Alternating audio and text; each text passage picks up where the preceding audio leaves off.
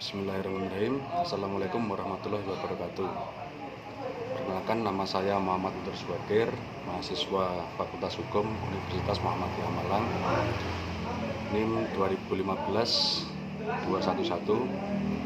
mahasiswa Hukum Perburuan dan Ketenagakerjaan kelas A. Kali ini saya akan menjelaskan mengenai ketenagakerjaan yang merupakan tugas dari ujian tengah semester. Pertama, merupakan prinsip perlindungan tenaga kerja, jenis dan objek perlindungan tenaga kerja, kemudian keselamatan dan kesehatan tenaga kerja, jaminan sosial tenaga kerja, pengertian upah, kebijakan pengupahan, dan asas pengupahan.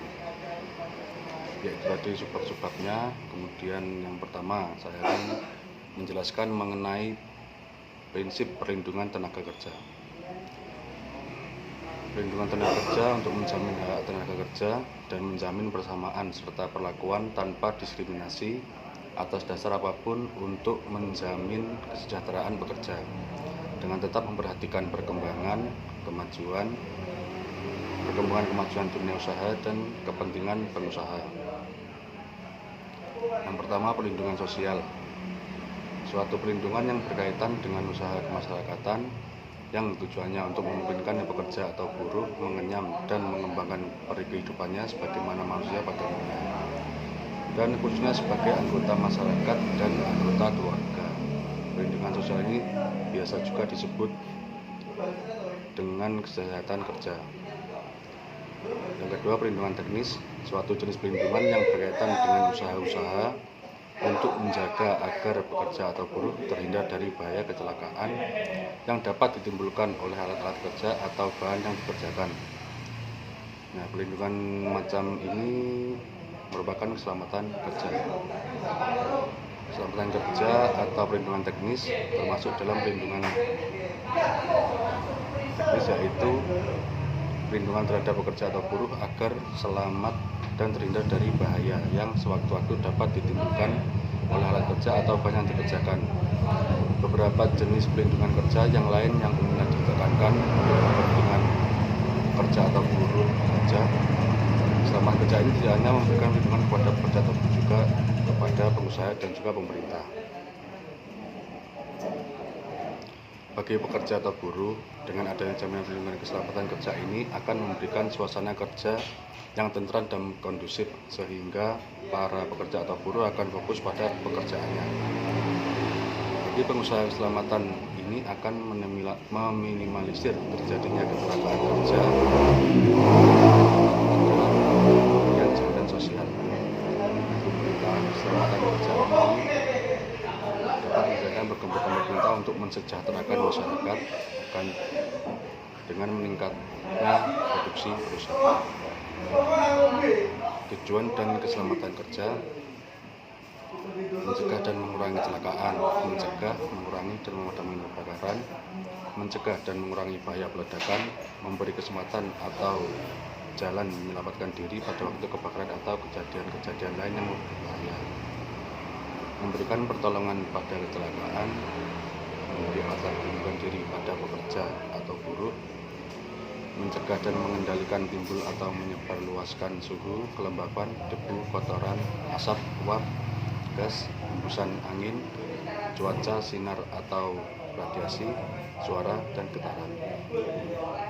Mencegah dan mengendalikan timbulnya penyakit akibat kerja, baik fisik maupun psikis, racunan infeksi, dan penularan, dan seterusnya.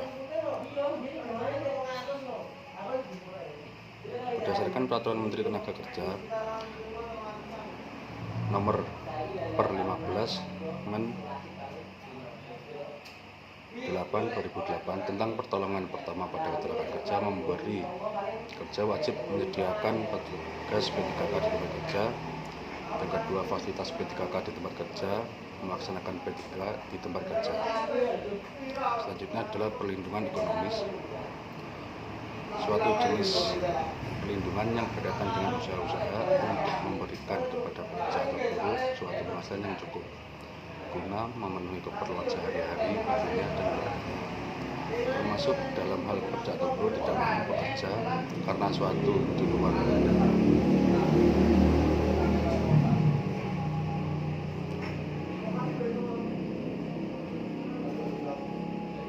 Untuk objek perlindungan tenaga kerja sendiri adalah yang pertama perlindungan hak dalam hubungan kerja, perlindungan atas hak dasar pekerja buruh untuk berunding dengan pengusaha atau kelompok kerja, keselamatan dan kesehatan kerja, perlindungan khusus bagi pekerja buruh perempuan, anak, dan penyandang cacat, kemudian perlindungan tentang upah, kesejahteraan, dan jaminan sosial tenaga kerja, dan yang terakhir perlindungan atas hak pemutusan hubungan tenaga kerja. Selanjutnya adalah keselamatan dan kesehatan kerja. Dalam Undang-Undang Nomor 1 Tahun 1970 tentang Keselamatan dan Kesehatan Kerja meletakkan prinsip dasar pelaksanaan keselamatan kerja, langkah-langkah yang perlu dilakukan untuk mencegah kecelakaan dan ledakan, mengurangi kemungkinan kebakaran dan cara penanggulangan kebakaran, dan langkah-langkah lainnya yang diatur sehubungan dengan tempat kerja. Hukum juga memiliki aturan tentang darurat, pertolongan pertama pada kecelakaan, perlindungan dari polusi seperti gas, suara, dan lain-lain, perlindungan dari penyakit karena pekerjaan, dan aturan mengenai perlengkapan keselamatan untuk pekerja.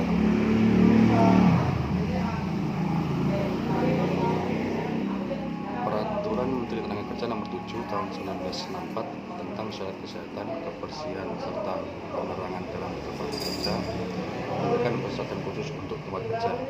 Langkah-langkah pencegahan harus diambil untuk menghindari kebakaran, kecelakaan, keracunan, infeksi, penyakit karena pekerjaan, penyebaran debu, gas, uap, panas, serta bau yang mengganggu.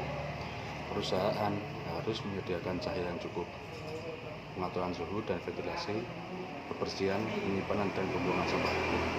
Perusahaan harus dibangun secara baik dan dibuat dari material yang tidak mudah terbakar. Pengecatan dinding dan atap secara rutin minimal 5 tahun sekali. Kamar mandi terpisah bagi laki-laki dan perempuan. Pengaturan yang higienis bagi setiap personil. Makanan dan minuman, asrama bagi personil. Pengaturan posisi kerja dan meja kerja dan lampu darurat untuk malam hari di tempat kerja.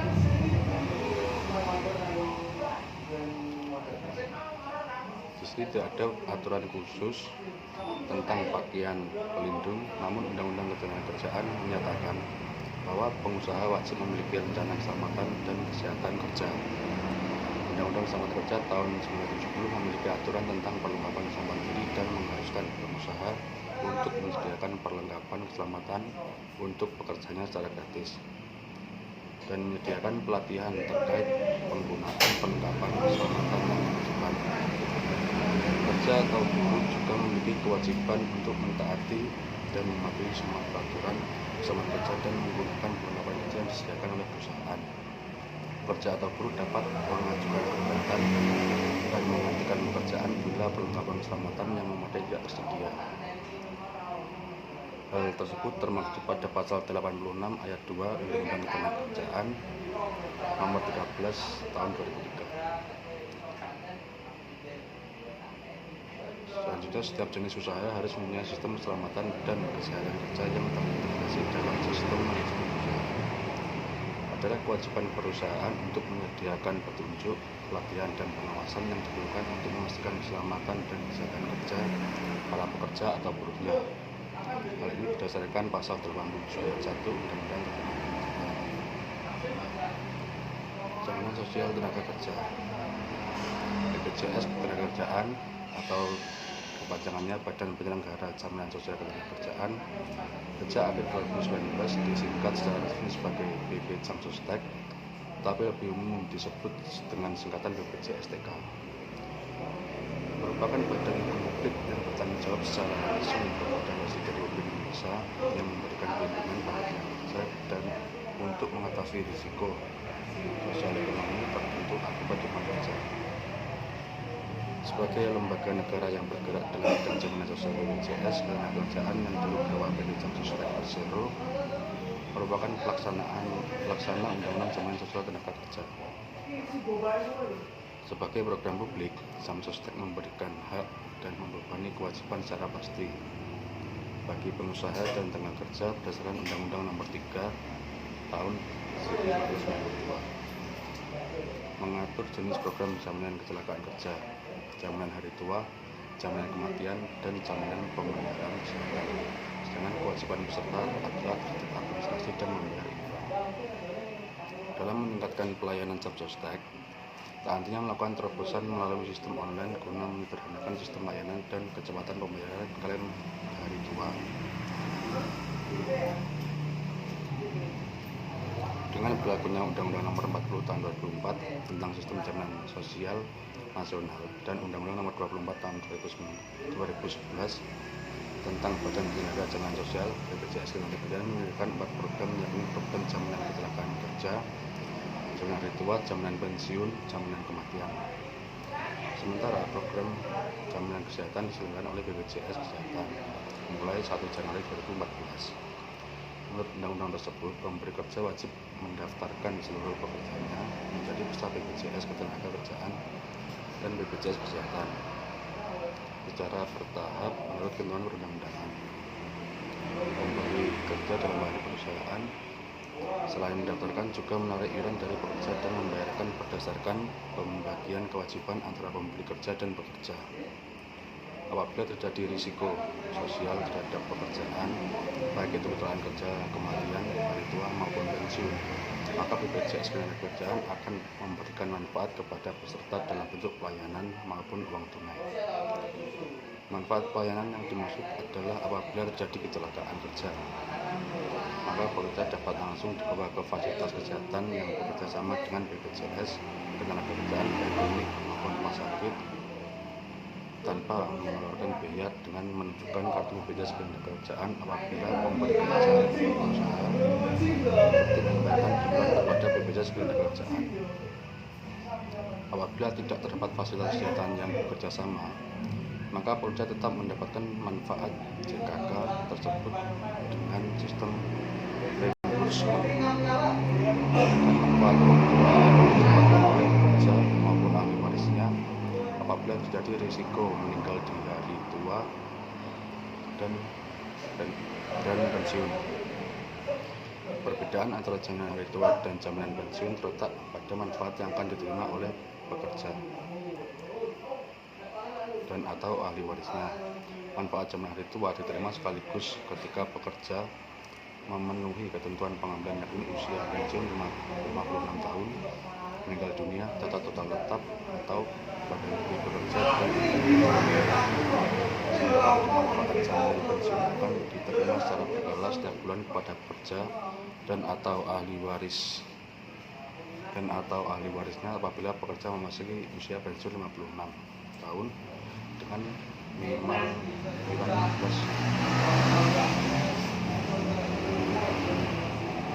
meninggal dunia dengan iuran minimal dibayar 12 bulan atau data total tetap iuran minimal 1 bulan.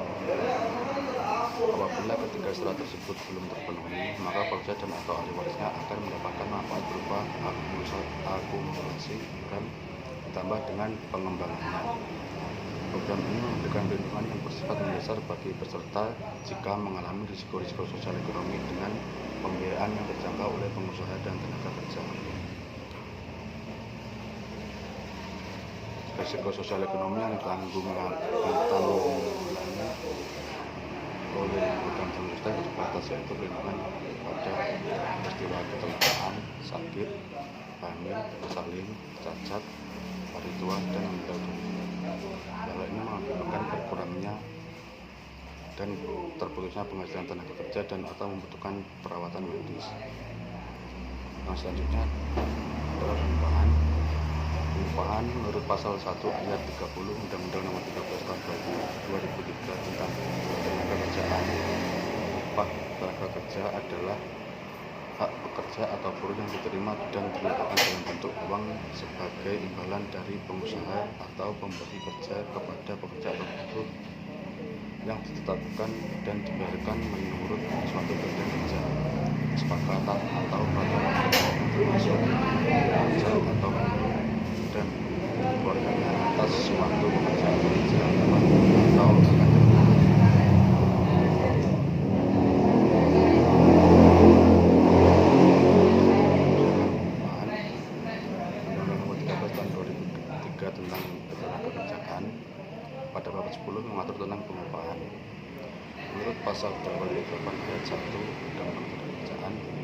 setiap pekerja atau buruh berhak memperoleh penghasilan yang kemanusiaan.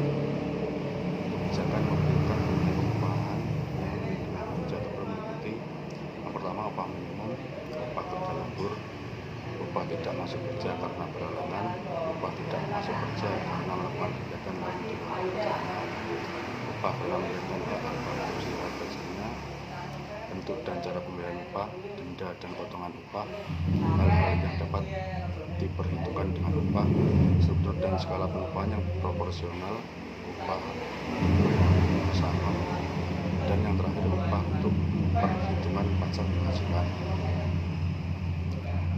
Pasal 89 Undang-Undang Ketenagakerjaan mengatur bahwa upah minimum ditetapkan pemerintah berdasarkan kebutuhan hidup layak dan dengan produktivitas dan pertumbuhan ekonomi. Upah minimum dapat diterima atas upah standar wilayah provinsi atau kabupaten kota, dan upah minimum berdasarkan sektor pada wilayah provinsi atau kabupaten kota. Selanjutnya, larangan. Pengusaha dilarang membayar upah lebih rendah dari upah minimum sebagaimana diatur dalam pasal 89 Undang-Undang Ketenagakerjaan. Dalam hal pengusaha yang tidak mampu membayar upah minimum yang telah ditentukan tersebut, dapat dilakukan penangguhan yang tak tercapai pidana diatur dengan Keputusan Menteri Tenaga dan Transmigrasi Republik Indonesia Nomor Kep.231/Men/2003 tentang tata cara penangguhan pelaksanaan upah minimum. Kemudian, pengaturan pengupahan yang ditetapkan atas kesepakatan antara pengusaha dan pekerja atau buruh atau serikat pekerja serikat buruh tidak boleh lebih rendah dari ketentuan pengupahan yang ditetapkan peraturan perundang-undangan yang berlaku. Jika kesepakatan tersebut berbeda atau maka kesepakatan tersebut batal demi hukum dan pengusaha wajib membayar upah bagi pekerja atau buruh menurut peraturan perundang-undangan yang berlaku. Selanjutnya, struktur skala upah. Pengusaha menyusun struktur dan skala upah dengan memperhatikan golongan, jabatan, masa kerja, pendidikan, dan kompetensi. Peninjauan upah secara berkala tersebut dan dengan memperhatikan kemampuan perusahaan dan produktivitas, ketentuan mengenai struktur dan skala upah diatur lebih lanjut dengan Keputusan Menteri Tenaga Kerja dan Transmigrasi Republik Indonesia Nomor Kep.9/2004 tentang ketentuan struktur dan skala upah. Selanjutnya, kewajiban pembayaran upah. Upah tidak dibayar apabila pekerja atau buruh tidak melakukan pekerjaan. Namun, pengusaha wajib membayar upah apabila pekerja atau buruh atau perempuan yang sakit pada hari pertama dan kedua masa haidnya sehingga tidak dapat melakukan pekerjaan, pekerja atau buruh masih karena pekerja atau buruh menikahkan, menghidangkan, membaptiskan anaknya, istri melahirkan atau keguguran kandungan, suami atau istri atau anak atau menantu atau orang tua atau mertua atau anggota keluarga dalam satu rumah meninggal dunia. Selanjutnya, pekerja atau buruh tidak dapat melakukan pekerjaannya karena sedang menjalankan kewajiban terhadap negara. Pekerja atau buruh tidak dapat melakukan pekerjaannya karena menjalankan ibadah yang diperintahkan agamanya. Pekerja atau buruh bersedia melakukan pekerjaan yang telah dijanjikan, tetapi pengusaha tidak mau mempekerjakannya, baik karena kesalahan sendiri maupun halangan yang seharusnya dapat dari perusahaan. Pekerja atau buruh melaksanakan hak istirahat. Pekerja atau buruh melaksanakan tugas serikat pekerja atau serikat buruh atas persetujuan pengusaha. Dan yang terakhir, pekerja atau buruh melaksanakan tugas pendidikan dari perusahaan. Perhitungan upah pokok. Dalam hal komponen upah terdiri dari upah pokok tunjangan tetap maka besar upah pokok sekitar 5% dari tunjangan upah pokok dan tunjangan tetap. Sanksi pelanggaran yang dilakukan oleh pekerja atau buruh karena kesengajaan atau kelalaian yang dapat dikenakan denda. Kemudian, pengusaha yang karena kesengajaan atau kelalaiannya mengakibatkan keterlambatan oleh upah dikenakan dikenakan denda sesuai dengan regulasi tertentu dari upah Polda pada pengusaha dan atau mitra buruh dalam pembayaran upah yang diperoleh pemerintah. Dalam hal perusahaan, pendekatan pilot atau diimplementasi berdasarkan peraturan perundang-undangan yang berlaku, maka upah dan hak lainnya dari pekerja atau buruh merupakan utang yang didahulukan pembayarannya.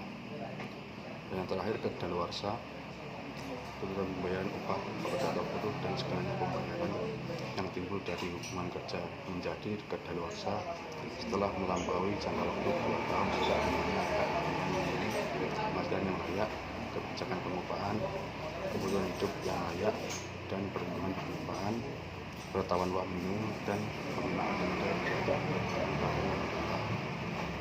Dan yang terakhir adalah asas pengupahan.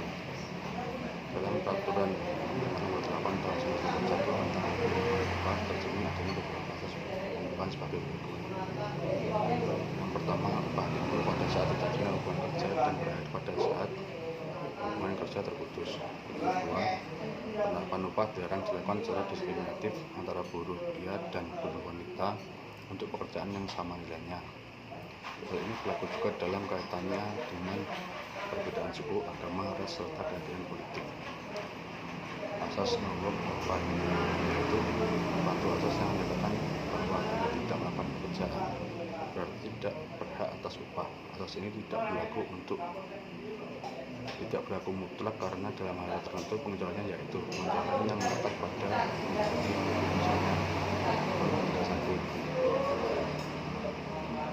cuti karena melakukan pernikahan, perkawinan, anak melaksanakan pernikahan, dan sebagainya. Dan terakhir, menggunakan tugas negara dan agama. Sekian tadi merupakan penjelasan dari